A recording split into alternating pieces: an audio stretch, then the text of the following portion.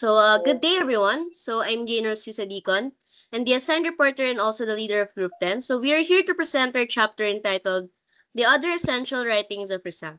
Next slide, please. But before we move on to the two major works that we will be discussing, let's first have a brief background about our national hero. Next slide.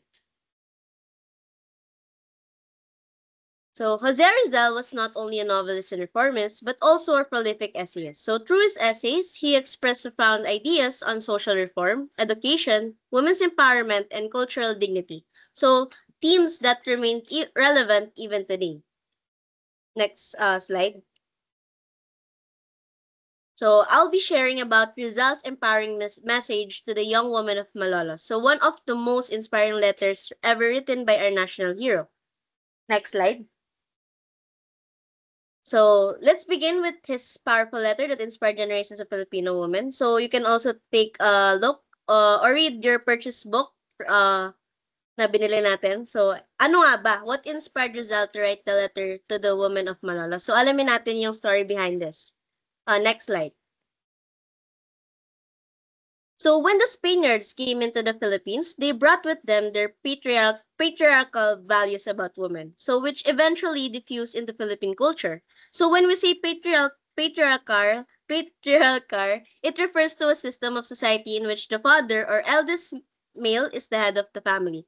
The women during the Spanish period were tied to the house, and their roles were confined exclusively to housekeeping and child rearing. Ang mindset noon, nung panahon ng mga Spaniards, ay ang mga babae daw dapat nasa loob lang ng bahay, nag-aalaga ng anak, at tagasunod sa asawa. And on the other hand, there was an idea that men should be the providers of the family and the protectors of the woman.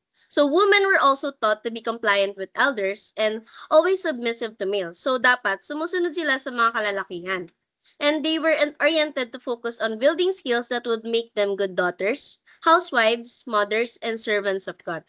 Women were even banned from participating in political undertakings because it was considered as men's work. Mapapansin talaga natin before na ang mga babae walang posisyon sa gobyerno or majority or lahat ng mga government positions ay binibigay sa mga lalaki. Filipinos were familiarized with a patriarchal system of education, which emphasized the domestic value that women were the property of men. Next slide. The letter to the young woman of Malolos was written in Tagalog while Rizal was in London. Ito, sinulat to ni Rizal noong siya ay nasa London. Wala siya sa Philippines nung naisulat niya ang to the young woman of Malolos. On December 12, 1888, a group of 20 women from Malolos, Bulacan petitioned Governor General Valeriano Weyler for permission to open a night school so that they may study Spanish under Teodoro Sandico. Unfortunately, Father Felipe Garcia objected, resulting in the turning down of the petition by the Governor General. This young woman of Malolos, 20 sila, na halos sila naman ay magkakamag-anak, magtita, magpinsan, at sila ay kabilang sa middle class, mga babaeng may kaya sa buhay. Nag-request sila sa Spanish government na kung pwede raw mag-open ng night school where they could study or they could be taught the Spanish language.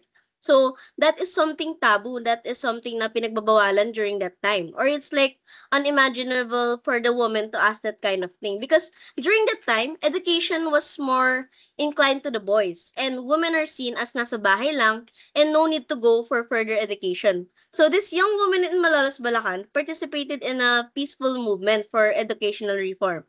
Paano ba natin na-describe ang system of education during the time of Spaniards? Balikan ulit natin. Education for females was not the same with males, okay? Iba yung curriculum, iba yung subjects na in-offer sa mga lalaki at sa mga babae. Education for women was more of a privilege rather than a right. And privilege lamang siya. Kung sino lang yung may access, may kaya, o kung sino lang yung may gusto. Pero sa mga lalaki, ang education ay isang right and isang karapatan, mandated na mag-aral sila. Sa mga kababaihan, privilege lang siya, optional lang siya. And majority of elementary, secondary schools, as well as colleges, were exclusively for males lang. And kung mapapansin natin, noon talaga, mayroong separate school for male and female. No, bakit gano'n na lang ka-interesado itong mga kababayan ng Malolos na matuto ng Spanish language? So, they are decided to learn the Spanish language because it was the language of politics and society. So yun yung medium of language na ginagamit sa Pilipinas. And the government communicated directly with the friars who knew both the Spanish and the native language. So imagine yun, ang mga Espanyol, yung mga nagtatrabaho sa gobyerno, alam nila yung wika natin. And at the same time, yung wika nila. So unlike sa ating mga native, sa mga katutubo daw, ang alam lang nila ay yung sarili lang nilang lengguwahe. Hindi sila marunong magsalita ng Espanyol. And to the friars, it will be better not to teach the natives and mestizos the Spanish language so that their minds will not be penetrated by the liberal ideas. Since most books were written in Spanish, so malaking threat talaga sa Spanish government pati sa mga friars na matuto ang mga natives ng Spanish language. So why? Majority ng mga books noon ay naisulat in Spanish language. So for example, yung two great novels of Rizal, The Noli and El Fili, so were both written in Spanish language. So according to the friars, yung mga praile, gaining knowledge will make them crave for freedom, demand human rights. So yun yung threat sa kanila na kapag natuto ng wikang Kastila ang mga Pilipino, kapag nakabasa sila ng mga liberal books, for sure, mayroong tendency na humingi sila ng kalayaan, freedom, or humingi sila ng mga reforma ng mga pagbabago. So, next slide. So this young women courageously sustained their agitation for the establishment of the school. They triumphed in the end and were granted permission to their project on the condition that Señorita Guadalupe Reyes should be their teacher. So yung unang petition na ginawa nila, na-reject. And then pagkatapos nun, humingi ulit sila ng request. Nag-request sila ulit na magtayo talaga ng night school at gusto nila matuto ng Spanish language. But in the end, nagtagumpay sila dun sa kanilang petition. So ngayon, ang ginawa ni Marcela H. Del Pilar to praise this young woman for their bravery and courage.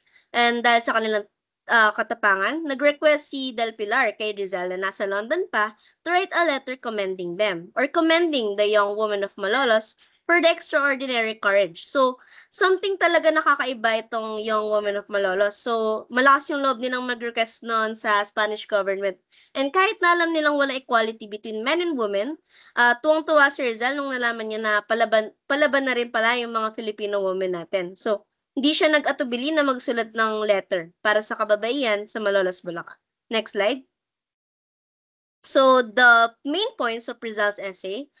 So, dito nagpo-focus yung mga highlights. So, first, rejection of the spiritual authority of the friars. So, second, defense of private judgment. Third, qualities Filipino mothers need to possess. Fourth, duties and responsibilities of Filipino mothers to their children. Fifth, duties and responsibilities of a wife to her husband. And lastly, counsel to young women on their choice of a lifetime partner. So, dito umiikot yung main points natin. Next slide.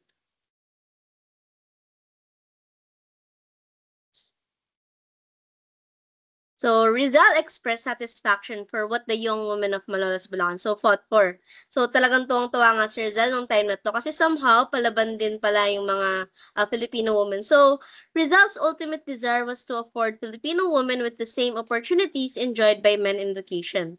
An education that will liberate women. So, yung ang point dito ni Rizal, there must be equality of rights regardless of the gender, especially in education.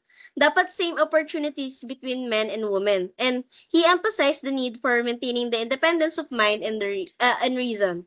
And he urged women to be vigilant over their rights and not to be docile and passive in their attitude towards the many injustice forced upon them. So sabi na dito, mga kababaihan, dapat maging aware kayo, maging attentive kayo sa inyong mga karapatan. And at the same time, huwag kayong palasunod. Huwag kayong sunod ng sunod sa mga sinasabi sa inyo. Next slide. Okay. Now, let's try to talk about the responsibilities of Filipino mothers to their children. So, hindi lang naman about dun sa mga dalagita, meron ding part dito na nagbigay si Rizal ng mga advice at saka sa mga dapat gawin ng mga nanay. So, it is the mothers who is responsible for the present servitude of our compatriots, owing to the unlimited trustfulness of their loving hearts, to their ardent desire to elevate their sons. So, what then was Rizal trying to put across here? So, next slide.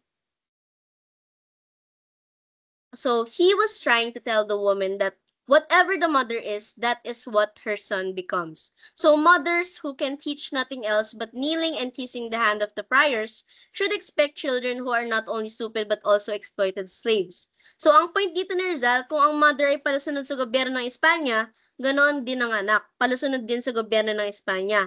Kung ang nanay ay nakikinig at nagpapaalipin sa mga Spanish friars, ganon din ang anak. So, pag magpapaalipin at makikinig sa Spanish friar. So, malaki yung impluwensya ng mga nanay sa kanilang anak.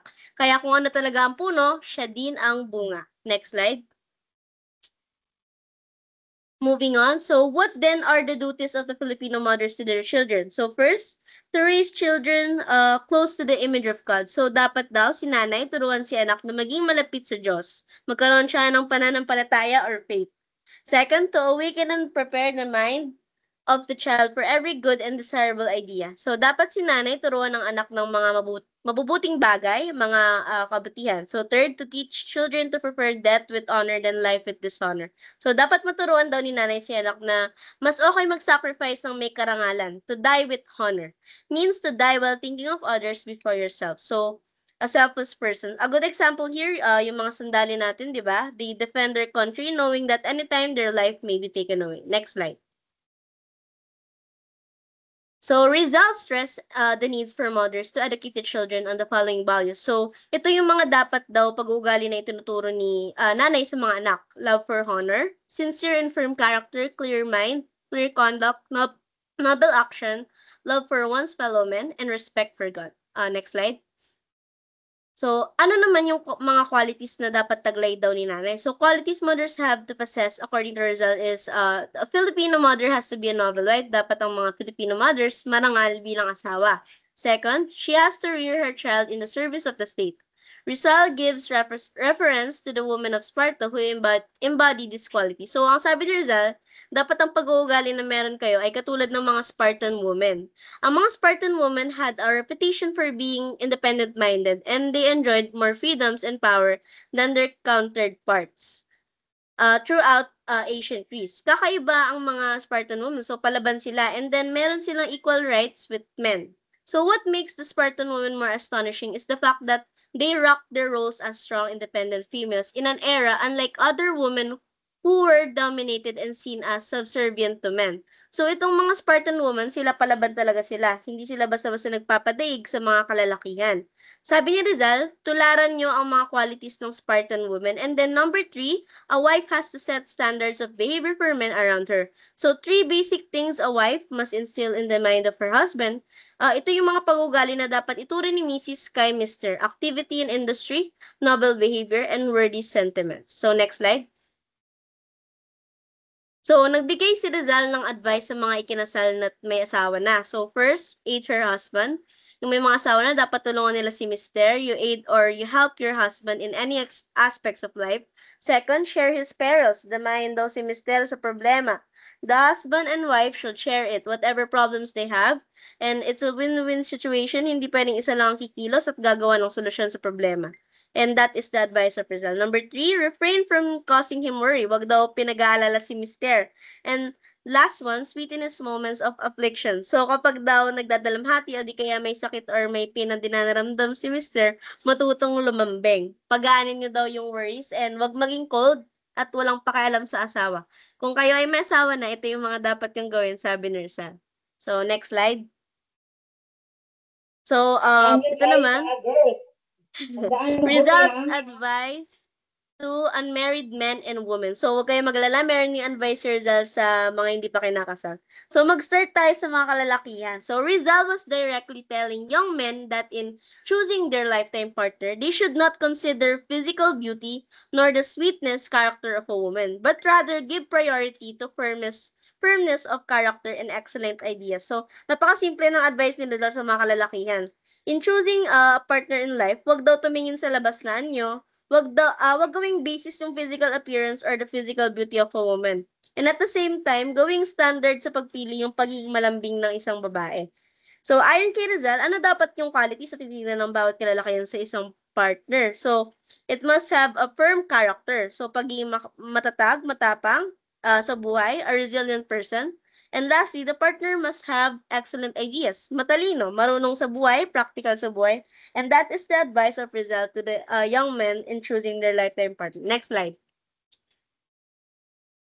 Doon naman sa mga kababaihan na hindi pa kinakasal, so Rizal counseled young women not to surrender their womanhood to a weak and timid heart. So there are three things that a young woman must look for a man she is going to marry. So a noble and honored man, a manly heart, and a high spirit incapable of being a slave. So ang point naman ni Rizal here, kayong mga kababaihan, huwag kayong magpadala sa mga lalaking duwag, mga tatakotin, mga lalaking mahinang loob, ang mga traits or pag-uugali na dapat nyo i-consider before kayo magpakasal ay ito. You should find a noble and honored man. So, isang marangal na lalaki, may respeto sa sarili at sa ibang tao. Second, a man with a manly heart. Lalaking may mabuting kalooban na mamahalin kayo for the rest of your life. And you should act with dignity, you should act with self-respect. Hindi yung parang binabastos kayong mga Pilipina. So, alam niyo kung bakit? According to the article of Rizal, dito sa To the Young Woman of Malolos, Rizal cited an example. A lot of friars and a lot of Spanish travelers from the Philippines, when they go to Spain, pag bumabalik na sila doon, kung ano daw yung sinasabi nila sa mga kababayang Filipina, na ang mga Filipino women daw ay easy to get, susceptible, submissive, sunod lang ng sunod. So, iwas-iwasan daw yung pagiging marupok. So, galit na galit si Rizal. Di daw dapat ganon ang image na nakakarating sa Europa. And last one to consider, a man incapable of being a slave. Lalaki hindi nagpapaalipin kahit kanino man. Taong may sariling paninindigan at hindi basta-basta nagpapaalipin. So, these are the three things that a young woman must look for the man she's going to marry. Next slide. It can be said that the women of Malolos were the first advocate of the feminist movement in the country for championing the cause of women's right to education and equal rights regardless of gender. Next slide.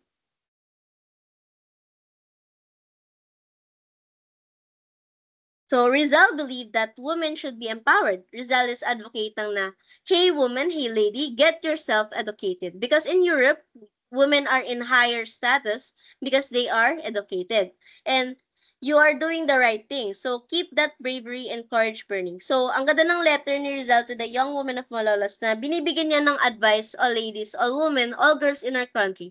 And so that ends my part.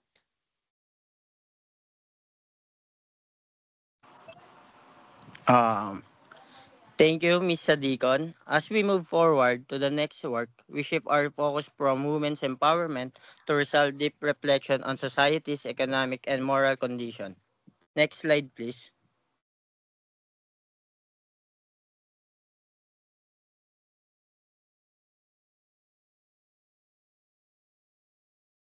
I'm John Wilfred Rosas, and I will be presenting another of Rizal influential essays, sobre la indolencia de los Filipinos, or the indolence of the Filipinos.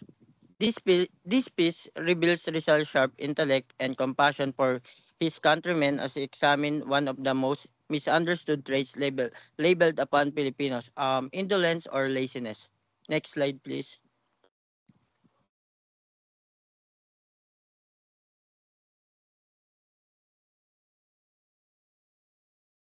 Hello, next slide, please.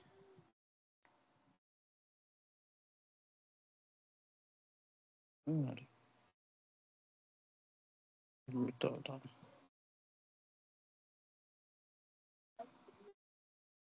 For those following along, you may also check Lesson 15, Rizal Revolutionary Image from Paris to Brussels, page 186, and Sobre la Indolencia de los Filipinos, page 190 to 191 in your book for deeper understanding of this essay.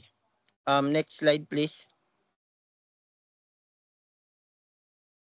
Sobre la Indolencia de los Filipinos, or in English, The Indolence of the Filipino People, was the longest essay of Dr. Jose Rizal. It was published in La Solidaridad on July 15, 1890 to defend the Filipinos against the accusation of Mr. Sanciano that Filipinos are indolent. This accusation came from his observation of a Filipino farmer who was having a siesta at 9 o'clock in the morning because he was already done with his work. So may mga points si Rizal na gusto niyang i-emphasize. First, it was the longest essay written by Rizal. Second, it was published in La Solidaridad. For your information, La Solidaridad is an organization of Filipino students in Spain. Most of them took medicine and other major courses. The main objective of this organization was to ask the from the Spanish government and to increase Spanish awareness of the needs of the Filipinos. Kumbaga, itong organization na to is yung ay maging platform nila para marinig ng Spanish government ang mga hinaing at problema ng mga Pilipino.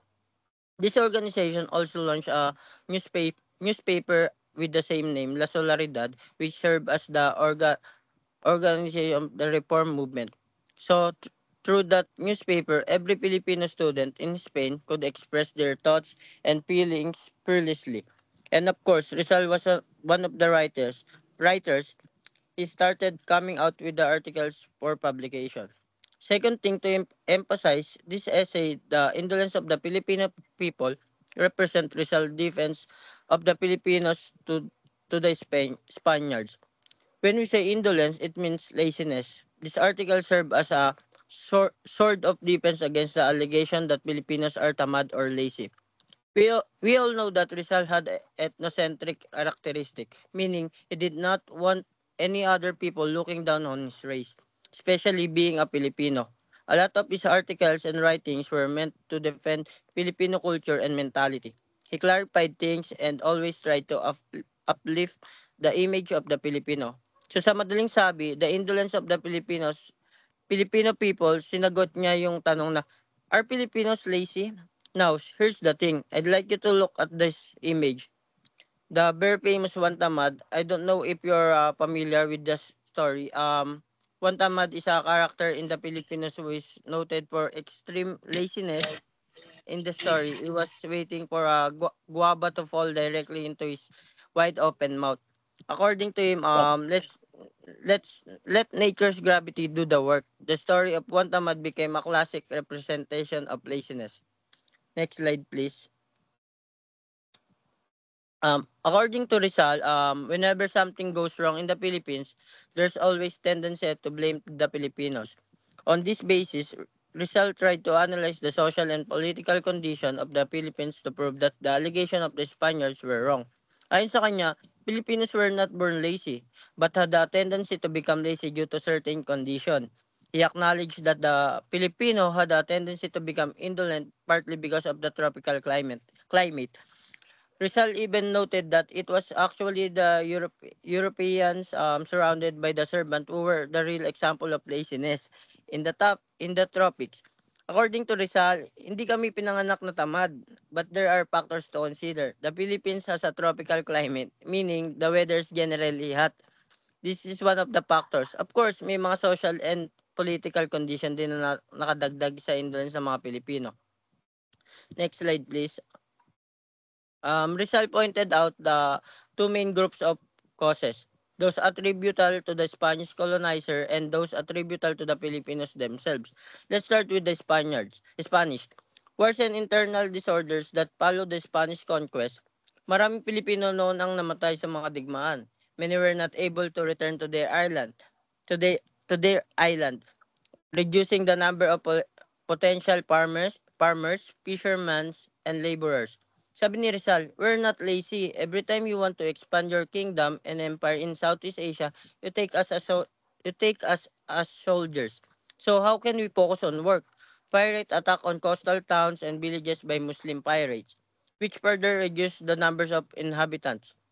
Forced labor, forced labor, Filipino males aged 16 to 60 were mandated to render forced labor. Filipinos were required to work in shipyards, build ships, and serve the government.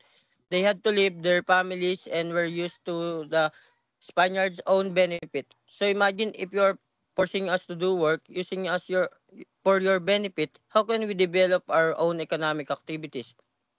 Government neglect and appetite toward agriculture, industry, and commerce. Sabi ni Rizal, hindi kami tamad. There was no encouragement for manufacturer or farmers. The government did not even give aid when the harvest was poor or when typhoons destroyed the crops. Absence of material and moral incentives to work harder. Rizal said, Man works for a purpose. Remove the purpose and you reduce him to inaction. Filipinos knew that only the Spaniards would reap the benefits of their labor. Next slide, please. Teaching of Spaniards missionaries that heaven is for the poor. Imagine the mindset. Filipinos prepared not to work hard and stay poor so they could easily enter heaven when they die. Rizal said, "We're not lazy. It's the religion that enslaved us. Too much government restriction and red tape in approval of permits for business transaction. Encouragement and propagation of gambling. When Spaniards colonized us, piezas came with peria, sugal, bingo, and other forms of gambling. Ownership ownership of large estate by friars. Most lands were owned by religious corporation. Example set by Spaniards in disdaining manual labor. Spaniards let their servant do everything, setting a bad example for Filipinos. Deprivation of human dignity through education. The Spaniard system of education was brutalizing and depressing. Focused only on memorized prayers and repetitive lessons, Rizal said it did not promote progress. Instead, it controlled Filipinos and kept them submissive. Next slide, please. Now, let's move to the factors of attributable to the Filipinos. Feeling of inferiority, many Filipinos believe they were an inferior race. Too much religiosity, some Filipinos would rather donate to the church than improve their own lives. Lack of spirit to pursue lofty purposes, they were conditioned to believe they shouldn't aim higher than Spaniards, priests, or officials. Fear to question authority, even if they saw injustice, they were afraid to question the Spanish government. Rizal concluded his essay by stressing the need for good education and liberty as the keys to progress in the Philippines. Yes, Spain offered education, but the question is, was it good education? Was it quality education? For Rizal, Filipinos are not lazy. We're just unmotivated, so I hope you were inspired by Rizal who defended us by saying that we Filipinos are not lazy. We just lack motivation and opportunity. In the letter In the letter of the young woman of Malolos, the focus is on empowering women through education, moral strength, and the courage to think freely. In Sobre la Indolencia de los Filipinos, the emphasis is on uplifting the nation through education, unity, and reform to overcome social and economic decay. Siyang tunay siyang tunay. Pinapakita ng mga sulating ito na ang tunay na lakas ng bayan ay nasa kaliwanagan ng mamamayan. Babae man o lalaki na may edukasyon, respeto sa sarili at malasakit sa kapwa. Higit pa rito, layunin nitong gisingin ang diwang makabayan ng mga Pilipino. And with that, next slide please. And with that, we conclude our presentation on other essential writings of Rizal. Thank Thank you you for for listening, listening. and we hope you were able to learn something from our discussion. That's it for Group 10. And thank you also, guys. Ayan, kaya pala excited ang lola ko. Now I know. Thank you po. Kaya nga eh. Kaya pala. So these two topics po, a letter to the women of Malolos and the indolence of the Filipino.